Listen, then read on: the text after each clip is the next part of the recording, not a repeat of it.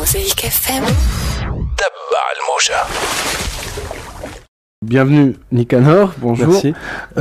Vous êtes membre de l'association Boats for People, c'est-à-dire des navires pour les peuples. Vous êtes membre d'une autre association également qui le Forum tunisien pour les droits économiques et sociaux. Tout à fait, donc vous êtes à cheval entre la France, l'Italie et la Tunisie, vous évoluez principalement dans le domaine associatif et votre association a pour vocation d'aider les réfugiés, c'est ce que je lis dans votre présentation, de dénoncer les politiques répressives de plusieurs pays européens vis-à-vis d'eux. Commençons tout d'abord par cette tragédie purement tunisienne que l'on vient d'écouter.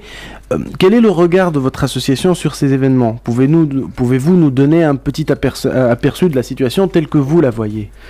Alors nous, on la remet dans le contexte de tous les naufrages qui se sont passés, donc qui se passent depuis des années et de plus en plus depuis l'année 2011. Donc c'est un contexte de répression de la migration, de fermeture des frontières européennes, avec la collaboration des gouvernements du nord de l'Afrique, donc notamment de la Tunisie. Ces derniers jours, il y a eu pas seulement le terrible naufrage de la nuit de jeudi à vendredi dernier, mais tous les jours, il y a eu plusieurs dizaines de personnes qui sont arrivées. On remet ça dans le contexte de la répression des migrants parce que l'Italie est engagée donc, dans un système européen qui s'appelle Frontex, qui vise à faire des patrouilles maritimes, des patrouilles conjointes pour repousser les migrants. On remet ça dans le contexte des accords de réadmission qui facilitent les expulsions de l'Italie vers la Tunisie, et surtout dans le contexte du fait que quand on est un migrant, on a beaucoup moins de chances de se faire secourir quand on est en détresse dans le canal de Sicile que n'importe quel autre bateau, ce qui a donné lieu, comme le Haut-Commissariat aux réfugiés l'a dit l'année dernière, à plus de 1500 morts et disparus sur l'année 2011, et on a plusieurs centaines déjà de morts et de disparus cette année. Donc malheureusement la tragédie continue, à cause du fait que les personnes ne peuvent pas avoir de visa pour aller en Europe, à cause du fait qu'elles ne sont pas secourues, et à cause du fait que quand elles sont secourues, elles sont emmenées dans des centres pour être expulsées immédiatement, dans ce cas précis vers la Tunisie, ce qui entretient un système de répression et de mort dans les mers qui bordent l'Europe et la Méditerranée. فيسع معناتها هذه اللي صارت في اطار اللي قاعد يصير من قبل، خاصه من 2011 مشاو يكثروا الغلق الحدود والطرد مع مساعده دول شمال افريقيا، خاصه قبل الثوره كانت الدول تساعد بطريقه كبيره برشا. كل يوم عشرات يوصلوا لايطاليا، مش اللي صار بين ليله الخميس والجمعه. هذا سيستم اوروبي ايطالي فرونتكس، طرد المهاجرين، اتفاقيات تسهل عمليه الطرد وغلق الحدود، ومعناتها 1500 بالتعاون مع حكومات شمال افريقيا. مع حكومات شمال افريقيا اللي انا قريت في التقديم تاعهم انهم قبل كانوا يتعاونوا اكثر. بعد الثوره راهو معناتها الامور ما عادش مسهله كما قبل. 2011 1500 ماتوا مفقودين، مئات السنه. هذا اللي يرجع للاسباب العميقه نتاع ما يعطيوهمش فيزا، مش معناتها معترفين بهم، ودونك وقت اللي تكون انت في هجره غير شرعيه حتى عمليه انقاذك تولي اصعب معناتها وانت باش تموت. D'accord. Revenons donc aux derniers événements, c'est ce que l'on a qualifié de tragédie. En tant qu'association, qu'avez-vous fait exactement pour cette affaire ? Quelles ont été vos actions ? Avez-vous quelqu'un sur place ? Alors nous travaillons en réseau. Nos partenaires sur place, c'est l'organisation Ascavusa et l'organisation Migre Europe et l'organisation Archie, donc 3 organisations que je remercie, que je salue énormément pour leur travail sur place. Ce qui est en train de se passer, c'est que les survivants en fait ont été enfermés, donc nous ne pouvons pas les voir. Il y a seulement certaines organisations qui ont le droit de rentrer dans les centres, c'est-à-dire l'OIM, le HCR et d'autres organisations italiennes. Donc nous, ce qu'on a fait, c'est d'avoir des informations de nos partenaires pour organiser la mobilisation ici, avec les proches et les familles des disparus. Donc demain nous allons tenir une conférence de presse au local du Forum tunisien pour les droits économiques et sociaux à 10h30 au 47 rue Farhat Rached dans le centre-ville. Et après-demain à 11h30, place du 14 janvier, manifestation de soutien aux familles des victimes à 11h30 pour se diriger vers la place des droits de l'homme. D'accord, donc واضح معناتها ما نجمناش نخلطوا. فما 3 مؤسسات نتعاونوا معاها احنا علينا مكان ممنوع عليهم يدخلوا. فما كان منظمات ايطاليه محدوده تنجم تطل. احنا عندنا معلومات باش نتحركوا هنا مع عائلات الضحايا وغيره، باش نعملوا ندوه غدوه في 45 شارع فرحات حشاد، وبعد غدوه في ساحه 4 جانفي مع 11 باش نعملوا وقفه. D'accord. Dans le témoignage que nous avons écouté tout à l'heure, c'est-à-dire le naufragé tunisien parle d'un traitement de chien. Inhumain. Les mots sont quand même un peu durs. Il dit on nous traite comme des chiens ici. J'estime que vous avez été, durant votre activité associative, confronté à de telles situations. Vous avez fait des témoignages, vous avez vu de vos propres yeux ce qui se passe dans le cas, quand un naufragé est récupéré par les autorités d'un pays européen. Pouvez-vous nous apporter votre témoignage personnel sur les conditions de détention et de vie de ces gens-là? Écoutez, moi je pense que cette personne a tout à fait raison. C'est un traitement qui est tout à fait inhumain. Pour moi, le terme de chien n'est pas excessif. J'ai visité plusieurs camps en Europe, donc il y a plusieurs centaines de camps dans toute l'Europe qui visent à enfermer et expulser les étrangers.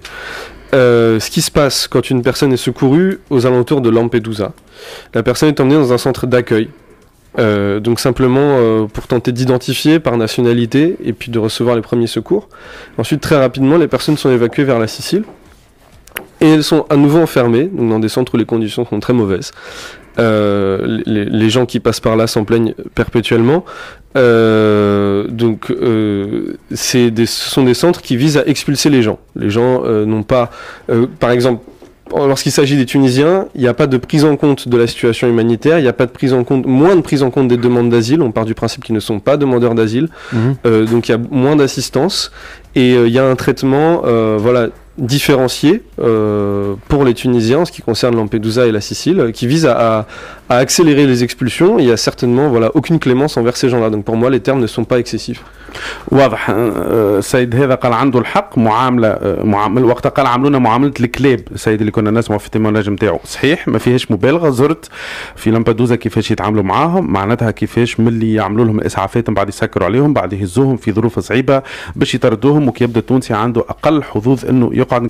On m'avait dit que vous aviez loué une fois, vous avez essayé de faire un test, de voir de vos propres yeux dans quelles conditions les navires de ces immigrants sont abordés. Vous avez loué par vos propres moyens un bateau et vous avez fait l'expérience, vous êtes allé en mer pour voir ce qui se passe. Pouvez-vous nous en parler un petit peu? C'est une action de mobilisation au niveau européen méditerranéen, donc avec 7 pays impliqués, 17 organisations tout autour de la Méditerranée. Nous avons pris un bateau, pour rassembler les gens autour de la cause de la liberté de circulation. Donc vous avez utilisé le terme d'immigration illégale, nous nous opposons à ce terme, nous considérons que ces gens-là ne sont pas des illégaux, ils ne sont pas des criminels. Absolument. On parlait tout à l'heure de l'enfermement, nous considérons que ces gens n'ont pas à être enfermés, parce qu'il n'y a pas, ils n'ont pas commis de crime. Simplement, ils sont allés chercher une vie meilleure en prenant un bateau. Donc il y a eu plusieurs rassemblements dans le nord de l'Italie, en Sicile, ici à Monastir et à Xibet El Mediouni pour la préparation du Forum social mondial, donc avec beaucoup de migrants, de familles de migrants de toute l'Afrique qui nous ont rejoints pour cet événement. Et effectivement, nous avons pris le bateau, donc depuis Monastir jusqu'à Lampedusa. Et ça nous a permis de voir très clairement le système de contrôle qui existe. Donc on a été survolé à plusieurs reprises par un avion. C'est un avion portugais, donc comme je disais, programme Frontex, programme conjoint. Tous les pays européens participent au contrôle de la Méditerranée. Et puis approché par des bateaux de la garde côtière, donc comme tous les bateaux qui approchent Lampedusa. Le système de contrôle, il est très fin. On le voit, il est très fin. Donc voilà, des avions, des bateaux, des hélicoptères. On s'étonne. La totale. C'est la totale, exactement. Ouais. Et on s'étonne justement qu'il y ait eu autant de morts et qu'il continue à y avoir des morts, malgré le fait qu'on contrôle autant cet endroit. Et notre analyse, c'est de dire que cet endroit est contrôlé pour rejeter les migrants et pas pour secourir les personnes. Et le but de la campagne Boats for People, c'était de dire nous voulons que ce dispositif serve à secourir les gens et pas à les repousser. Attendez, ce que vous dites est quand même très, très dangereux. C'est-à-dire que vous êtes en train de dire quelque part que les autorités des pays européens, des pays hôtes... Et pas seulement, et tunisiennes aussi, il y a un dispositif de contrôle au large des côtes tunisiennes qui existe. D'accord, mais le but n'est pas de secourir des gens, mais de les empêcher d'arriver à bon port. C'est-à-dire que certes il y a des opérations de secours, certes il y a des gens qui sont secourus, mais on voit, on a plusieurs exemples qui montrent que les secours mettent du temps à arriver, qu'il y a des gens qui envoient des signaux de détresse et qui sont secourus beaucoup plus tard, que toutes les circonstances du dernier naufrage dont on parle aujourd'hui ne sont pas claires. Moi je ne veux pas m'avancer sur ce qui s'est passé parce que ce n'est pas clair, nous avons des témoignages contradictoires. Donc voilà, et toutes ces choses-là arrivent beaucoup plus quand il s'agit de migrants. Donc Et c'est un dispositif, voilà, en Italie, vous avez la garde des finances, qui est une garde qui vise à lutter contre le crime organisé, vous avez la police, puis vous avez les gardes-côtes, qui, eux, font du secours. Mais une grande partie du dispositif est un dispositif policier. Nous revendiquons un dispositif de secours. واضح. الكلام ممكن نختير شويه لانه معناتها هو حب جرب معناتها مشاو من المستير لمبدوزه معناتها حاجه شاركوا فيها 7 دول 17 منظمه باش يجربوا كلمه الهجره اللا شرعيه هو مش موافق عليها لانه هذوما عباد يحبوا يحسنوا ومن حقهم يتنقلوا من بلاد لبلاد. اما قال لك معناتها ملي تمشي طياره برتغاليه الفوق بما انه بروجرام فرونتكس هذا الاوروب الكل مشتركه في مراقبه الحدود طيارات حرس معناتها امكانيات كبيره ومن بعد يقول لك بالامكانيات الكبيره هذه كيفاش الناس تموت معناتها يظهر لي هذوما مش جايين باش يراقبوا جايين باش يرميوا الناس في البحر يرميوهم في البحر والا هما يعيطوا لهم للانقاذ يبطى شوي الانقاذ باش يمنعوهم من انهم يوصلوا يمنعوهم انهم يوصلوا انه يمنعوهم انه الانقاذ يعمل روحه في عقله حتى اللي يغرقوا معناتها حتى كان يغرقوا يمنعوا ما يمنعوش الكل ما يجيب لهمش الانقاذ في الوقت يسمعوا النداءات وما يمشيوا لهمش دونك واغلبيتهم شرطه مش مسعفين في حين العباد اللي تعيش الوضعيه هذيك في حاجه الى مسعفين مش الى شرطه الكلام بمعنى معناتها الدول كيما هذه ابار انه عبء عليها ما فيها باس يموتوا 100 يموتوا 50 معناتها ويجيونا 50 برك واضح. Nicanor, vous évoquez donc, vous êtes contre le terme d'immigration illégale, vous invoquez le droit à la libre circulation, qui indique la Déclaration universelle des droits de l'homme indique que chaque être humain a le droit de quitter son pays et d'y revenir quand il veut, mais faudrait-on parler. Comment est-ce qu'on peut parler de libre circulation quand les gouvernements européens traitent les immigrants comme des criminels et quand la seule réponse, c'est-à-dire la seule politique migratoire des pays européens reste uniquement basée sur l'argument sécuritaire? Justement, c'est ce que nous revendiquons un changement politique. Et c'est ce que nous essayons de faire dans notre dialogue avec les autorités, dans notre travail en réseau en Afrique et en Europe, à travers toutes nos actions de revendication, nos actions en justice aussi. Donc à travers le réseau Boats for People, l'année dernière, nous avons porté plainte, nous avons déposé une plainte sur la présence des bateaux militaires français dans la zone contrôlée par l'OTAN, donc pas très loin d'ici, durant la crise libyenne, du fait que la présence de tous ces bateaux, en plus du dispositif dont je viens de parler, il faut ajouter la présence de l'OTAN qui était très forte pendant la crise en Libye. Donc nous utilisons la mobilisation, le dispositif de la justice, et puis ce qu'on est en train de faire, le fait de parler, de pouvoir échanger, et puis d'essayer de faire avancer nos idées, à travers la société. واضح. دونك باش نجموا نغيروا بالتحسيس قاعدين نتحركوا في افريقيا وفي اوروبا حتى في القضاء رفعنا قضيه مثلا لوجود زوارق عسكريه فرنسيه في منطقه مسيطر عليها لوطون تحسيس المجتمع الاعلام بالقضاء نعملوا كل شيء باش نحيوا هالعقليه الامنيه اللي قال عليها هيثم مكي دونك يتعاملوا مع المهاجرين بعقليه امنيه وما يخليهمش يتنقلوا والحق الهجره غير شرعيه يعتبرها كلمه مش صحيحه لانه السفر حق من حقوق الانسان اللي في الاعلان العالمي وقع الاعلان عليها. Dernière question. On a beaucoup parlé de la responsabilité des pays hôtes, les pays européens, mais vous avez dit tout à l'heure que même les pays de l'Afrique du Nord ont leur part de responsabilité. Si vous pouvez être plus explicite. Au niveau des dispositifs de secours, la Méditerranée et toutes les mers du monde d'ailleurs sont divisées en zones de recherche et secours. Donc chaque pays a sa zone de responsabilité. La Tunisie en a une aussi, et donc se doit de secourir les gens aussi vite et aussi efficacement que possible. On sait qu'il y a eu des naufrages dans les eaux tunisiennes. On sait aussi qu'il y a eu le cas du Liberté 302, donc c'est-à-dire le 11 février 2011, un bateau Raïs Ali 2, un bateau transportant des migrants, qui a eu une collision avec un bateau de la garde nationale. Il y a eu beaucoup de morts et de disparus. Encore une fois, les circonstances ne sont pas claires, n'ont pas été éclaircies par la justice.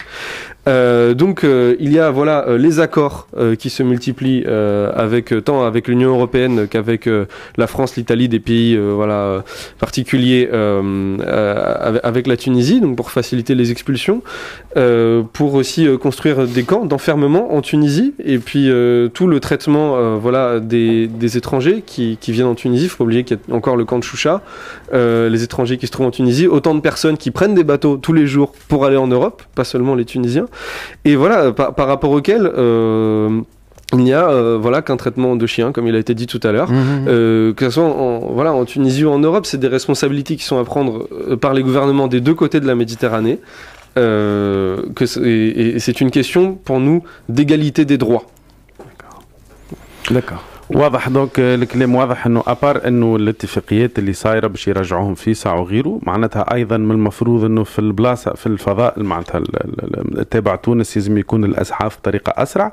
نتذكروا في فيفري معناتها بطوا نتاع حرقين ضرب في بطوا نتاع حرس وطني وماتوا ناس وما صارت حتى توضيحات. اتفاقيه الطرد طريقه التعامل زاد في تونس من العباد اللي تتعدى على تونس باش تمشي لوروب مخيم الشوشه. نذكروا ايضا في تونس نعاملوا الناس احيانا معامله الكلاب كما قال السيد اللي في ايطاليا. واضح.